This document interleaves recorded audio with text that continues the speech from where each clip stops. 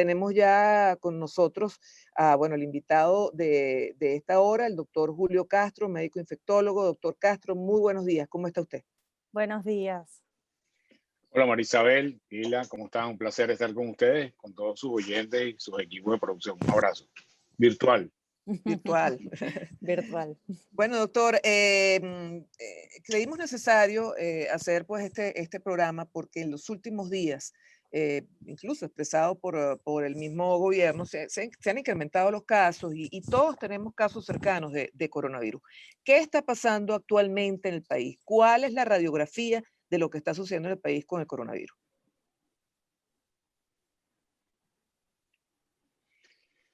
Fíjate, yo creo que nosotros tenemos una responsabilidad central en tratar de transmitir a la población lo más objetivamente posible de lo que está pasando. Y esto no es un fenómeno fácil en un entorno donde la discursiva oficial en general va por un lado y los hechos van por otro. Y eso siempre nos pone en una dificultad. Segundo, esto es un fenómeno móvil. ¿Okay? Si tú ves la situación de hoy en Venezuela, que después lo voy a explicar un poquito, y ves la situación de hace 2 meses, estamos en momentos de la epidemia completamente diferentes, igual que el resto del mundo. ¿Okay? Entonces, el primer elemento. En Venezuela está pasando lo que pasa en la mayoría de los países, que estamos en la segunda onda pandémica de Venezuela con un momento de muy alta transmisión. ¿Okay? ¿Cómo lo sabemos? Por lo que ustedes comentaron. Que bueno, ya todo el mundo tiene un conocido, un pariente, alguien que está buscando oxígeno por redes sociales, pero más allá de eso, que son sensaciones subjetivas, nosotros tenemos un sistema de monitoreo que llamamos la encuesta nacional de hospitales, que mide la afluencia de casos respiratorios. No necesariamente todos son COVID, pero son casos respiratorios. En el pensamiento epidemiológico, la mayoría son COVID, tengan PCR o no tengan PCR, desde hace un año, todos los días, todo el tiempo. Y eso nos da una perspectiva de monitoreo, en mi opinión, bastante pixelada, bastante detallada de qué está pasando. Entonces, la epidemia o la segunda onda pandémica no empezó la semana pasada en Venezuela y en Caracas. Viene dando tumbo desde la primera semana de febrero, la segunda semana de febrero. Entonces, ¿cuál es la explicación de eso? Bueno, si hubo flexibilización de las normas en diciembre, bueno, la consecuencia es lo que tenemos ahorita, flexibilización del carnaval, segundo peldaño de la transmisión, es lo que tenemos en este momento. Y es lo mismo que pasó en Europa posterior al verano del 2019. Es lo mismo que pasó en Estados Unidos posterior al verano del 2019 y de alguna manera con más casos o menos casos, estoy hablando del fenómeno, no de la magnitud, es lo que hemos visto en buena parte del mundo. Hay una consecuencia lógica de la relajación de las medidas, que es aumento de la transmisión. No tengo por eso va todo el año 2021 en la mayoría de los países del mundo.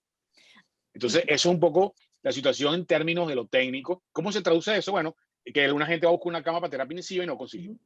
Que una gente necesita oxígeno, que no hay concentradores, que todo el mundo está buscando Remdesivir, que estoy ruleteando por todos los hospitales de emergencias privados o públicos de Caracas para conseguir un puesto para un paciente. Eso es lo que se traduce en la práctica diaria.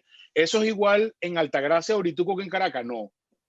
¿Eso es igual en Cumaná que en Puerto Ordaz? No. Hay sitios donde hay más transmisión y hay sitios donde hay menos transmisión. Pero eso es un fenómeno móvil que va a ir cambiando en el tiempo. Entonces, el hecho de que esté la transmisión baja en una zona no quiere decir que se vaya a mantener baja. Si no cumples las medidas o si haces cosas que aumenten la transmisión, vas a ir a pasar de un estado de baja transmisión a un estado de alta transmisión, como pasó entre diciembre y marzo del 2021.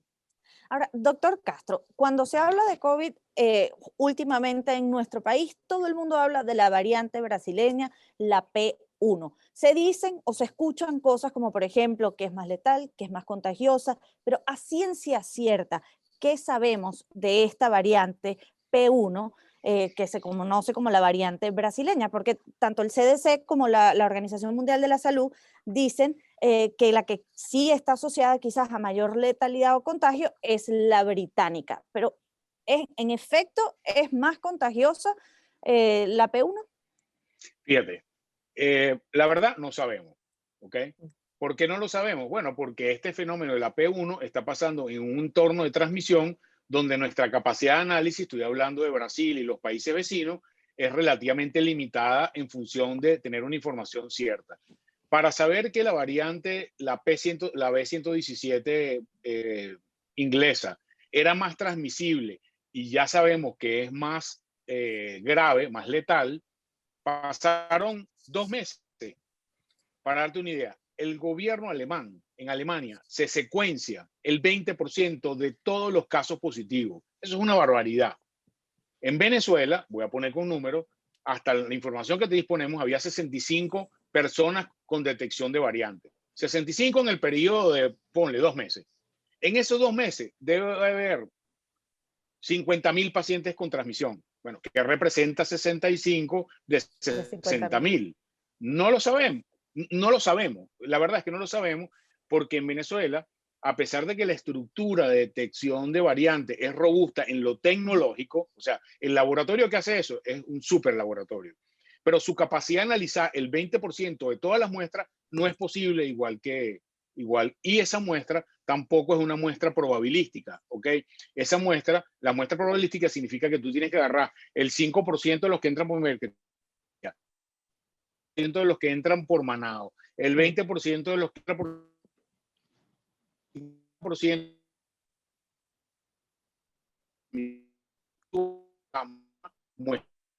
Ok, hay esa mayor transmisión, tanto por ciento del total de las transmisiones en este momento representa de la variante P1 y ahí aclaramos la duda, eso no lo sabemos hasta el momento y decir una cosa para abajo o una cosa para arriba es igual de malo porque en realidad no sabemos. En Estados Unidos, en este momento, información científica reporta que el 46% de las transmisiones en Estados Unidos en este momento son por la variante inglesa. Eso es altísimo. Yo creo que a la larga eso es lo que va a pasar en todas partes del mundo, que las variantes se van a pasar por todos los países, unos países más, unos países menos, y van a modificar la dinámica de transmisión en algunas zonas, en unas zonas más, en unas zonas menos. Pero cómo, cuándo, no lo tenemos claro todavía. Doctor, yo quisiera ir a los casos más o menos particulares, ¿no? A los casos cotidianos. Mucha gente, pues conversábamos hace un rato, pues se paraliza ante la posibilidad de tener COVID. El doctor Monbrú nos decía, bueno, si tose, dispárele, pues usted siéntase y hágase la prueba. ¿Realmente es así? O sea, pues mucha gente dice, no vale, eso es una gripecita. ¿Qué tan laxo se puede ser con este asunto? Tengo estornudo, tengo dolor de cabeza, no vale, eso no es nada, a asumir que puede ser coronavirus. ¿Qué tan laxo y qué tan rápido se debe actuar? Depende un poco de qué estemos hablando. Okay. Si estamos hablando de transmisión, okay, ¿qué significa transmisión? Por ejemplo, ustedes que trabajan en cabina, yo soy locutor de una radio y amanecí con un poquito de malestar y dolor de garganta. No puedes ir a trabajar, ¿ok? Si haces PCR, lo que sea, esa es otra historia, ¿ok? Pero la lógica es que en este momento cualquier persona que tenga un síntoma respiratorio fuera de su condición normal, nosotros asumimos que es coronavirus para el término de transmisibilidad, porque en la medida que tú no hagas eso, vas a mantener la cadena de transmisión, ¿ok? Entonces, teniendo eso claro, vamos con el siguiente punto. ¿Qué personas deben hacerse pruebas? Bueno, en mi opinión, la mayoría de personas deben hacerse pruebas.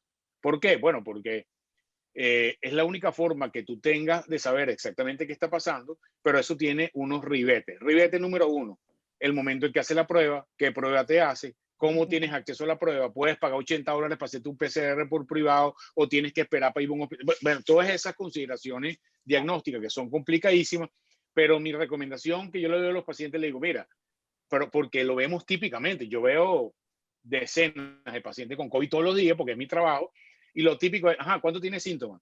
Bueno, doctor, yo tengo hace 9 días un moquito por la nariz, pero pensé que era el campín melado. Compadre, usted tiene COVID hace 8 días. O sea, esa lógica tenemos que entender, es drástica, es terrible, porque me ha tocado un presidente de un banco y me dice, Julio, tengo mañana que ir a una reunión. Estamos a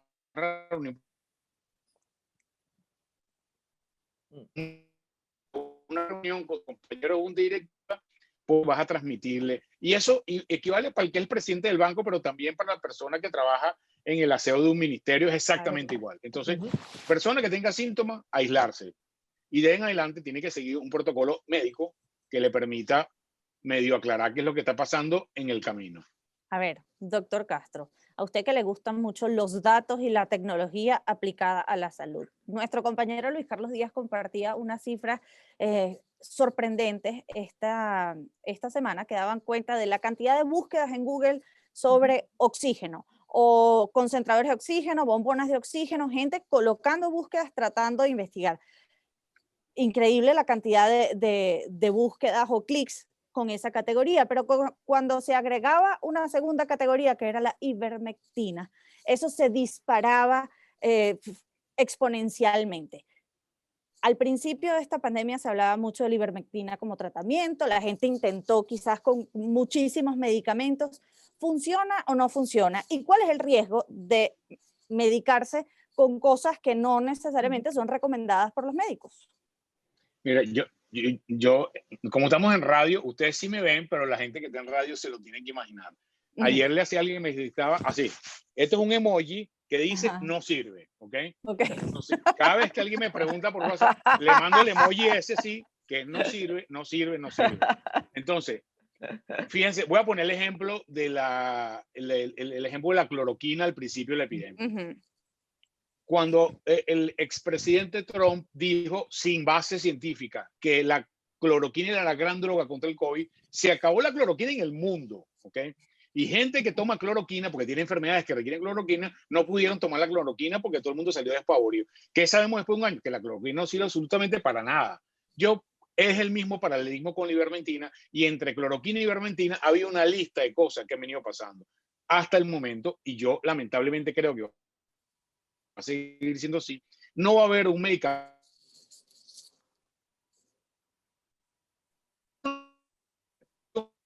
mágico. Hay que evitar la transmisión. Tiene que ser barato, tiene que ser accesible, no tiene que tener efectos secundarios y todo el mundo puede llegar. Eso es como buscar la pareja. Nunca existe la pareja perfecta. Siempre hay cosas que tienen más, que tienen menos. Entonces, bájenle dos a la gente al tema de tratar de buscar pastillas maravillosas que acaba la epidemia. Aquí tenemos que ir por la romana vieja, el uso de tapabocas, el lavado de manos, evitar las concentraciones, hasta que tengamos inmunidad suficiente. Yo lo pongo en clave de videojuego. Esto me lo dijeron mis hijos. Mi chaleco antibala, mi defensa directa que está pegada a mi cuerpo, mi armadura de protección, sigue siendo el tapaboca, el lavado de manos y el no ir a sitios donde hay mucha gente. Esa es mi protección del día a día. Mientras voy adquiriendo un manto de invisibilidad que tengo que ir recogiendo en el camino de Mario Bros a medida que va pasando, que es lo que me va a proteger, esa campana que me va a proteger, que la voy a ir construyendo a medida del tiempo, y eso puede tardar un año o puede tardar dos, depende de la velocidad con que se vacune en cada país. Entonces, tenemos que trabajar en los dos mecanismos. Tenemos que buscar la vacuna, pero tenemos que seguir protegiéndonos día a día, porque hoy en día, y lo voy a decir con alguien que me duele muchísimo, que se murió la semana pasada, que es la doctora Yelixa Castillo, una infectóloga de Carabobo, queridísima. Un médico que se muera hoy en día, que ha debido estar vacunado, tiene que ser una pérdida para todos. ¿Okay? ¿Por qué? Porque los médicos ahorita deberían estar vacunados el 100%. Sí. Y no está pasando así. No es verdad que están vacunados, no es verdad que están vacunados todos. Yo estoy vacunado, pero igual que yo estoy vacunado, debería estar vacunado el 100% de mis colegas, enfermeras, personal que trabaja en los hospitales, inclusive administrativo, debería estar vacunado en este momento. Y eso no está pasando. Por lo tanto, cualquier persona que muera de ese entorno ahorita tiene que ser considerado como una pérdida del sistema. Y eso no puede seguir pasando. Y de aquí van a seguir los viejitos, de ahí en adelante. Si Venezuela no está vacunada consistentemente al final del 2021, todos tenemos que asumir eso como una pérdida. Doctor, fíjese que hablemos de la vacuna. En esta carrera, vacuna, el número de casos, bueno, me gustaría saber cómo vamos, pero más allá de eso, conversábamos esta mañana, Lila y yo, en relación a una pregunta que muchas veces la gente nos hace en la calle. Bueno, con estas variantes que están saliendo, las vacunas actuales funcionan, pero si salen nuevas variantes, ¿funcionarán? Fíjate, la verdad, honestamente, no lo sabemos. ¿Okay? Esta ha sido una epidemia de incertidumbres que vamos a ir resolviendo a medida que vamos a ver. La primera incertidumbre era si las vacunas funcionaban o no funcionaban. Ya sabemos que funcionan. Ahora la pregunta es, ok, ¿funcionan con las variantes?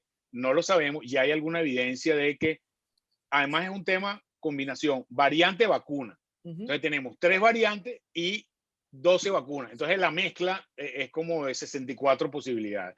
Entonces ya sabemos que, por ejemplo, la variante inglesa, Pfizer parece funcionar bien, ¿ok? Pero contra la variante P1 brasilera nadie sabe nada porque no hay suficiente experiencia. Eso lo vamos a ir viendo durante el camino. Yo creo, y esto es un consejo, sin yo ser un experto en el tema psicológico, tratemos de concentrarnos en las cosas que son controlables por nosotros, no en las cosas que no podemos controlar. Yo no puedo controlar la variante, ¿ok? Lamentablemente no puedo hacer nada como ciudadano para controlar la variante. Si puedo controlar, ponerme el tapaboca o no ponerme el tapaboca. Si puedo controlar que me inviten a una fiesta en una casa de fiesta con 400 personas la semana pasada. Eso sí lo puedo controlar. Entonces, controlemos las cosas que tenemos que controlar y dejemos que la ciencia vaya dándonos la respuesta de las cosas que no podemos controlar a medida que va pasando el tiempo, y vamos a tener una mejor sanidad en nuestra cabeza, porque si yo me pongo a probar por la variante surafricana que me va a afectar la vacuna que yo me puse, me vuelve loco en el camino. A ver, doctor Castro, en líneas generales yo creo que los venezolanos, o por lo menos hablo de experiencia, por experiencia propia, somos peperos. A ver, si vamos al médico y no nos mandan una lista extraordinaria de medicamentos, sentimos que no hicieron nada. Y lo digo como con experiencia personal. Mi mamá es médico pediatra, y yo recuerdo sentir que no un raspón en la rodilla y lo que me decía era lávate con agua y jabón. Y yo decía, pero ¿cómo no me vas a mandar más nada? Y me sentía sumamente frustrada. Y en mi experiencia teniendo COVID, la indicación fue un poco similar. A ver, yo no tengo gusto, no tengo olfato, y la recomendación es acetaminofén, agua y descanso. Y entonces quizás la gente se angustia. Eso es todo, eso es todo. Yo decía, eso es todo. O sea, estamos en una pandemia y a mí me mandan a tomar Atamel. Necesito tomar algo más. Quizás la gente entonces, asumo que ahí empieza la automedicación, pero en todo caso, en las primeras fases de la enfermedad, ese primer moquito, dolor de cabeza, esos primeros síntomas que la gente atribuye al campín melao, ¿hace falta algo más o basta con el agüita, el reposo y el acetaminofén? Mira, basta con eso simple, y te voy a contar una anécdota de alguien que quiero mucho y he visto mucho estos días. Son personas muy cercanas a mí, yo diría que son como mis hermanos, no son mis hermanos de sangre, y uno de ellos se enfermó. Y ellos, bueno, yo me puse a hacer Instagram Live tratando de explicarle esto a la gente en términos simples, y ellos son unos fanáticos, inventan los Instagram Live, pero ahorita se enfermaron. Y me escribe, pero más nada, pero más nada. Pero más nada, exacto. Estás raspado en Instagram Live. Te he dicho 100 veces que lo que hay que hacer es esto, calma, cordura. Voy a hacer otro Instagram Live este sábado para decir cómo tratamos a los pacientes en su casa con COVID. Qué bueno, doctor. No voy a hacer spoiler, pero voy a hablar de las cosas simples. No, pero lo puede hacer, no hay problema. Sí, Tú sí. no te pones brava, Lila, ¿verdad? No, lo puede adelantar No, para adelante, audiencia. adelante, Pero, porque es una de las preguntas fijas. Es básicamente lo que Lilita me dice. Fíjate, el 85 al 90% de las personas que tienen COVID tiene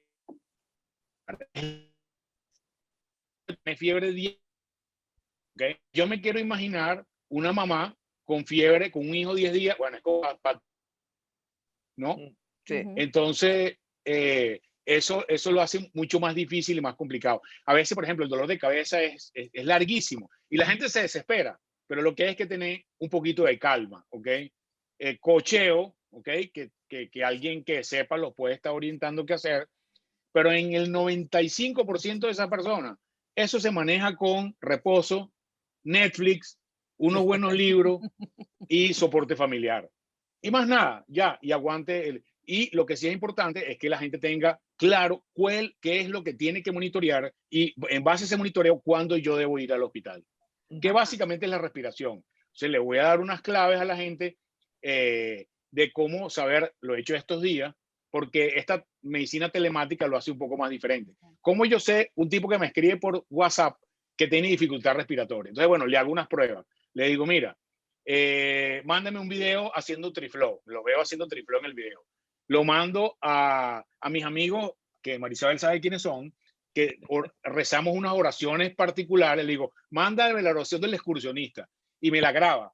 Y yo oyéndolo, sé si tiene dificultad respiratoria o no. Porque el tipo me dice, tengo 80 de saturación en el saturómetro. Chamo, el saturómetro está malo. Claro. Un No, momento, no es lo... ¿qué es la saturación en sangre? Porque ahora todo el mundo está hablando de la saturación, no todo el mundo tiene cómo medirla y no Sí. todo el mundo entiende qué es. Okay. Y a lo mejor Fíjate, algunos respiran bien, pero le pregunto, hay algunos que dicen, no, yo estoy respirando bien, pero cuando le pones el saturómetro no lo indica así. Sí, el saturómetro es una forma indirecta de medir nuestro oxígeno en la sangre que es imprescindible para vivir, ¿ok? El saturómetro es un marcador indirecto de ese oxígeno que tienes en la sangre. Es indirecto porque la forma ideal es que te puye en la arteria, con una aguja en la arteria, que es dolorosísimo, lo saque y mande a hacer una prueba que se llama gases arteriales, que además es imposible para hacer para la mayoría de las personas. Lo hacemos solamente en las emergencias y en la terapia intensiva. Entonces, el oxímetro, que es relativamente fácil, mide a través de un rayo que impacta en el glóbulo rojo, le pega al glóbulo rojo y ese impacto que hace el glóbulo rojo genera una onda que el oxímetro lee y hace un algoritmo para saber cuánto oxígeno tienes en la sangre. ¿Qué pasa? Eso es una medición indirecta. Entonces, si tú tienes pintura de uñas, ¿okay? Si tienes un color de la piel especial, si tienes las manos, si tienes la piel particularmente gruesa, si tienes mucho frío, si estás temblando, si el aparato no es bueno, todo eso puede alterar la medición. ¿Qué es lo que yo le digo? La medición está en un contexto de paciente. Nadie que le hagan un PCR el día 3 de que tiene síntomas, que tiene mosquito, dolor de garganta, va a tener una saturación en 80. Eso no tiene sentido. Entonces, el que se mide la saturación, tiene 80, chamo, búscate tu saturómetro, porque algo está pasando, mídesela a la persona que tiene al lado tuyo. Pero si tú estás hablando conmigo y yo puedo hablar contigo por teléfono normalmente, ideal sería que lo examinara. Pero si estás hablando normalmente, así como está hablando nosotros, no tienes dificultad respiratoria. Ahora, si tú una persona que tú conoces y le oyes la voz y le ves su potencia de voz alterada, tú dices, epa, aquí está pasando algo raro. No puede leer un párrafo a una velocidad normal. Entonces son pruebas que hacemos para yo saber por teléfono si esa persona tiene dificultad o no, porque tenemos un problema. En una situación de no epidemia o una enfermedad que no se transmite, yo le puedo decir al paciente, mira, vente para el consultorio y yo te examino, pero no lo podemos hacer ahorita, porque yo no puedo ver pacientes con COVID en el consultorio. Tengo que verlo en un área, un setting de aislamiento. Eso complica la cosa para la gente, entonces usamos todas estas cosas. Yo tengo que hacerle propaganda a SOS Telemedicina, que es un sistema de telemedicina que son médicos entrenados que van a atender a las personas y lo hacen muy bien además a través de un algoritmo de preguntas específicos que se ha probado que sirve en muchas partes, y la persona le va a decir al final, mire, quédese tranquilo, usted está bien, no tiene ningún problema, o usted tiene problemas, vaya y busque un médico. Pero ya esa sola ayuda de SOS Telemedicina, que es telemedicina de alta calidad, va a darle tranquilidad a la gente, porque hoy en día puedo entender que el 70% de lo que manejamos es la angustia de la gente. Y no son los síntomas. Porque en lo que tienes un PCR positivo o una prueba antígena positivo, bueno, la gente me llama, ya está el positivo. Bueno, está bien. ¿Cuántos días tienes? 4 días. Espera, dirá 15 días, vamos para allá, maneja la fiebre y ahí vamos. Mira, Lila, me están llegando preguntas, a través del hashtag Servicio Público UR. Sarly Rojas nos pregunta, ¿la prueba rápida de antígenos por hisopado nasofaringio es confiable? Sí, es una buena prueba, ¿ok? Pero esa es una prueba diseñada para personas con síntomas, ¿ok? Porque hay dos escenarios diferentes. La persona que tiene síntomas, ok, mira, tengo síntomas, ¿qué hago? Bueno, te puede hacer una prueba de antígeno o puede hacer una prueba de PCR. La persona que tiene varios días con síntomas, el desempeño de PCR y antígeno es bastante parecido. ¿Qué pasa si mi esposo es el que sale positivo y yo no tengo síntomas y me quiero saber si me contagié y soy asintomático? Ahí la prueba de antígeno no es buena. Tú deberías hacer un PCR, que además tienes que tener unos días específicos de cuándo hacerte el PCR, porque si tú tuviste, típica, tuvimos una parrilla el domingo, unos panas, y uno de los tipos me llamó el martes que salió positivo. Ay, carajo. Ok, entonces, si tú tuviste contacto con ellos el domingo, tus síntomas van a aparecer en los primeros 5 días, probabilísticamente. Hazte la prueba de PCR alrededor del día 5. Idealmente el 5, día 4, día 6, por ahí, es lo ideal. Y ahí la prueba de antígeno en una persona que no tiene síntomas es mucho menos valiosa. No quiere decir que no sirva, pero es mucho menos valiosa. Hoy en día se está haciendo cada vez más asequible la prueba de antígeno. Lo que no sirve para nada, no se hagan eso, no gasten real, es prueba de anticuerpos, que es en sangre. No sirve, no sirve, no sirve, no. Ok, hablando de anticuerpos, las personas que ya tuvieron coronavirus, ¿qué tan frecuente están viendo en la consulta Ujú. los casos de reinfección de los que tanto se ha hablado? Fíjate, yo creo, todavía en Venezuela es muy poquito, ¿ok? Y yo te diría, yo veo decenas de pacientes todos los días con COVID y yo te puedo decir que he visto 2 reinfecciones, ¿ok? En un año. Es poquito, pues. Y creo que la mayoría de mis compañeros lo mismo. Y además hay un problema, tenemos una dificultad. He tenido pacientes, no ahorita, hace 2 meses, a más médicos, que mira, yo tuve un PCR positivo en septiembre. Ajá, ¿y Ujú, tuviste síntomas? No. ¿Y por qué te hiciste un PCR? Bueno, no, porque quería saber cómo estaba. ¿Dónde te lo hiciste? En tal sitio. Ok. Ujú. Eso es una primera infección, yo lo dudaría. Y ahora, si tiene infección con dificultad respiratoria, tomografía, hay que ponerle oxígeno y toda la cosa, yo pondría en duda que ese primer elemento fue una infección. Tenemos eso atravesado. Pero sí Ujú. hemos tenido pacientes que sin duda tuvieron PCR con síntomas, primera infección, y ahora hacen segundas infecciones clínicamente claras. No hemos podido detectar, al menos en mi entorno, que esta segunda infección sea por una variante diferente a la cepa clásica, ¿ok? Ujú. Estamos haciendo como, digamos, con la gente que hace la genotipificación para poder diagnosticarlo, pero no me extrañaría que eso fuera un fenómeno que empezara a pasar un poco cada vez más frecuente. a ver, Doctor, el que esté enfermo en casa, bueno, usted dice que no se va a autoestudiar, pero es una pregunta recurrente. ¿Debe ser una sola persona la que lo trate? ¿Cómo debe ser el tratamiento con esa persona que se nos enferma en la casa? No, Mari, se te fue, me fui de la onda por el internet Sí, y no te oí la pregunta. ¿cómo debe ser el tratamiento de una persona que está en la casa con COVID? ¿Debe tener un solo cuidador? ¿Cómo debe ser? Bueno, ¿cómo me debo proteger yo como cuidador? ¿Qué tengo que hacer? Fíjate, mientras menos personas esa persona tenga contacto, mejor. Idealmente que se vaya por un cuarto solo, eso algunas personas la pueden hacer, otras personas no lo pueden hacer, pero, por ejemplo, no puede venir a comer con el resto de la familia, Ujú, porque es el momento de más alto riesgo, porque para comer te tienes que quitar el tapabocas, ujú, simplemente, no porque haya. ujú. Entonces, esa persona debería estar en su cuarto, debería comer solo en su cuarto, tú le pones la comida en la puerta, tipo Imagínate, delivery de hotel. como los presos. Bueno, bueno, Bueno, en los peligro de hotel, hoteles vamos a también te dejarlo. hacen así. Sí, sí, está bien, En vamos a los dejarlo de hoteles, mejor hotel. Me gusta room más, me service, gusta pues, más. ok, room service. exacto. Me gustó Room más, me gustó service, más. tú te quedas leyendo tus libros en tu televisión, no hay problema en que compartas el baño, por ejemplo, Ujú, primero se bañe el que está enfermo y después venga el que no se transmite a través de que te quedes en el baño, etcétera, ujú, etcétera. Pero, o sea, por ejemplo, pareja, dormir juntos no está bien, ¿ok? ujú, Si tú ¿qué pasa? Suponte que tienes una persona mayor que requiere cuidados ujú, especiales. O sea, tienes que cambiarla, tienes que atenderla, no ujú, se vale por sí misma. El cuidador debería tener la misma protección que usamos nosotros en los hospitales. ujú, Debería usar protección importante, ujú. tapaboca quirúrgico y face shield idealmente, y al menos guantes, ¿ok? Para atender a esa persona, porque bueno, una persona mayor que tienes que moverla, cambiarla, Ujú. que no se vale por sí misma, es otra historia mucho Ajá. más difícil.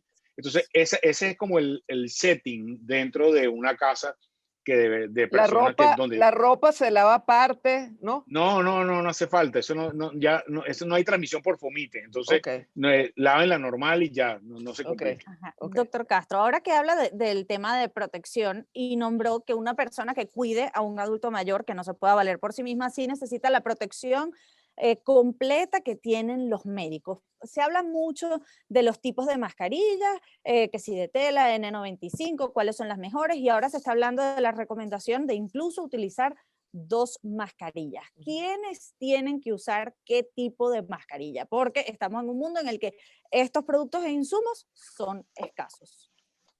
Fíjate, yo te voy a explicar la protección debe ser equivalente al riesgo, ¿ok? Ujú, Entonces, no es lo mismo una persona que trabaja administrativa en un banco, por ponerte un concepto, que obviamente, o sea, no es que atiende público, ojo, sino que esa persona con una mascarilla de tela es suficiente, ¿ok? Ahora, un cajero de un banco que tiene el número de contactos de personas que tienes al día, es lo que establece el riesgo, bueno, esa persona debería tener una mascarilla ya un poco más decente. Esto es una mascarilla quirúrgica, ¿ok? Yo soy recomendable que las personas que tienen riesgo deberían usar mascarilla y face shield, ambos, ¿ok?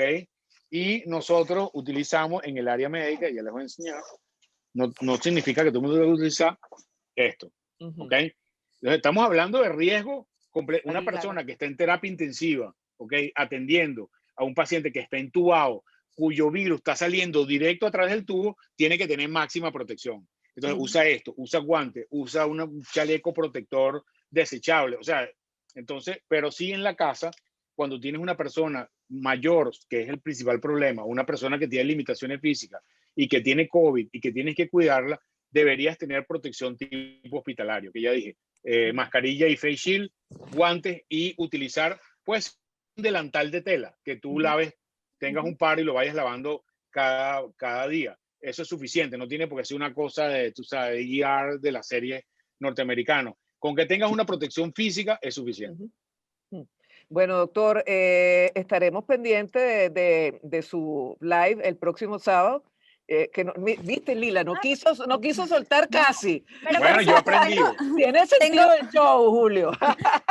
tengo una última inquietud, sobre todo tomando lo que hemos visto en redes sociales, la cantidad de gente buscando oxígeno y concentradores. Y muchas que han tenido que apelar quizás a estas especies de hospitalización en casa. ¿Hay algo que sustituya el oxígeno o un concentrador de oxígeno? Porque también se habla de baños de vapor, remedios caseros, un jugo multivitamínico. ¿Con qué cosas sí no hay margen de maniobra? Con el oxígeno no hay más ninguna margen de maniobra, ¿ok? La forma, el oxígeno que respiramos todos los seres humanos está a 21%. O sea, el ambiente, la cantidad de oxígeno en nuestro ambiente es 21, un poquito más, un poquito menos, dependiendo si estás alto o estás bajo. Entonces, no hay forma de que tú aumentes la concentración de oxígeno si no utilizas un device médico. No hay forma, ¿ok? Los concentradores con una máscara o con un bigote pueden subir la concentración de 21% hasta inclusive 50%. Pero si tú necesitas más del 50% de concentración de oxígeno, tienes que ir a un hospital. Claro. Ni siquiera un concentrador en tu casa puede suplir eso. Entonces, ¿cuánto necesitas? Bueno, la cantidad que tu dificultad respiratoria requiera. Hay pacientes que con una cosa leve le pones su bigote pegado a un concentrador o a una bombona y ya resuelve el problema. El problema de las bombonas es que la bombona se gasta. ¿Okay? La bombona, bueno, es como una bombona de un tanque de uso o una bombona de lo que sea. Eso es finito. En cambio, el concentrador tiene la ventaja de que tú lo enchufas y no necesitas estar recambiando una bombona.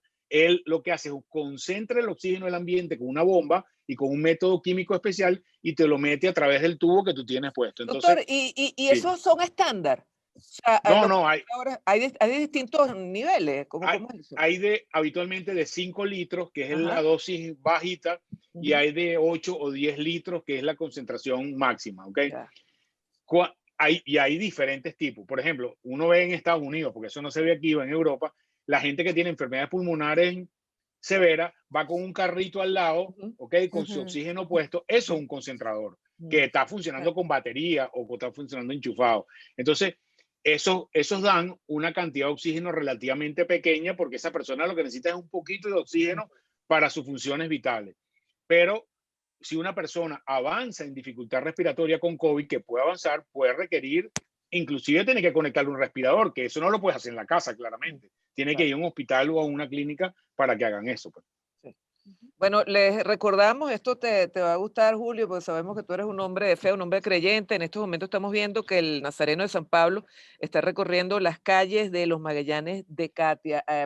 Vamos a tratar ahorita de buscarles las zonas por las cuales va a recorrer el Nazareno también para darles esa información en el transcurso de la mañana. Y la historia del Nazareno empieza por la epidemia de influenza en Venezuela. ¿Okay? Está relacionada con un evento. El Nazareno apareció porque había mucha gente enferma y la devoción hizo que la figura del Nazareno partiera a partir de una epidemia también.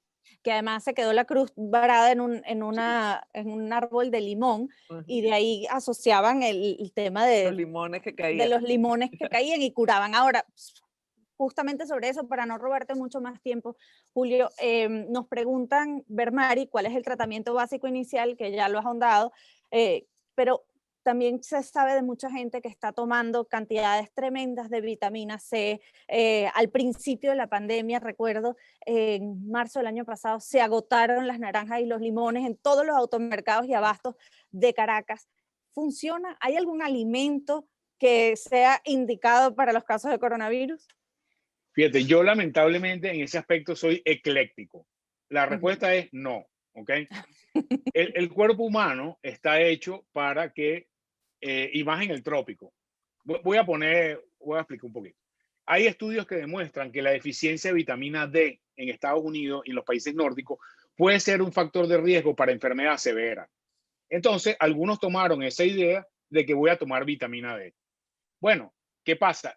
La déficit de vitamina D en los países nórdicos donde no hay sol está asociada a pacientes que tienen enfermedades crónicas, no por falta de vitamina D, sino que es un contexto de enfermedad. El paciente tiene insuficiencia renal, es un hipertenso severo, tiene limitación para caminar. En Venezuela la vitamina D está caminando en la calle con el sol. Ujú. Entonces, fuera de Unai y Marisabel, que son deportistas de alta competencia, que a lo mejor requieren algunos suplementos vitamínicos específicos, el 99% de los seres humanos con una dieta balanceada, con dormir 7 horas al día y hacer ejercicio, tienen su sistema inmunológico en una condición promedio estable. Ningún medicamento mejora el sistema inmunológico. Si fuera así, no tuviéramos enfermedades inmunológicas. Entonces, bueno, este es el consejo general. Yo sé que esto no le gusta a los amigos que venden vacunas, que venden vitaminas, Vitaminas. pero lo mejor es tener una vida sana, ¿ok? Haga ejercicio, duerme el tiempo que necesite, relájese, medite, coma bien, coma balanceado, ¿ok? Y eso va a hacer que su sistema inmune esté en la mejor condición posible.